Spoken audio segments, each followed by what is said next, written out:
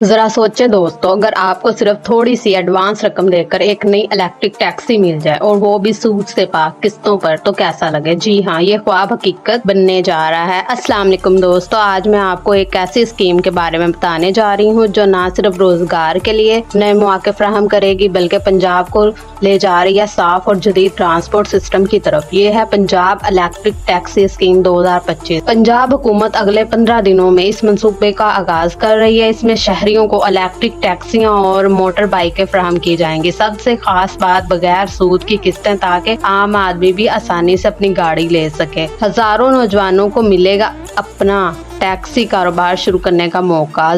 सिर्फ ड्राइवर ही नहीं बल्कि मैकेनिक, चार्जिंग स्टेशन, अमला और दीगर शोबों में भी नई नौकरियां पैदा होंगी।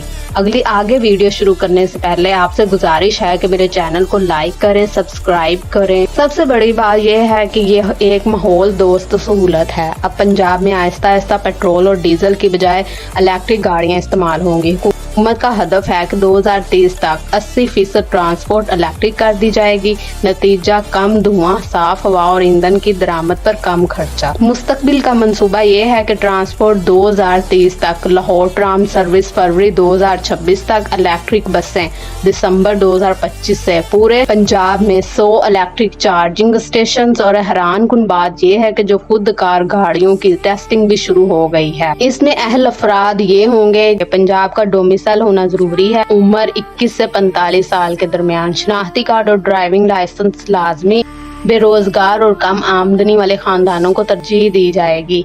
ये स्कीम सिर्फ एक मंसूबा नहीं बल्कि पंजाब के नौजवानों के लिए एक नई उम्मीद है। कल को आप भी अपनी इलेक्ट्रिक टैक्सी के मालिक बन सकते हैं और अपने घर का सहारा बन सकते हैं। ये स्कीम सिर्फ एक मंसूबा नहीं बल्कि पंजाब के नौजवानों के लिए एक नई उम्मीद है। कल को आप भी अपने इलेक्ट्रिक टैक्सी के मालिक बन सकते हैं और अपने घर का सहारा बन सकते हैं। अगर आपको ये वीडियो पसंद आई हो तो इसे लाइक करें, चैनल को सब्सक्राइब करें, अपने दोस्तों के साथ जरूर शेयर करें, क्योंकि ये स्कीम अगले सिर्फ 15 दिनों में शुरू होने वाली है।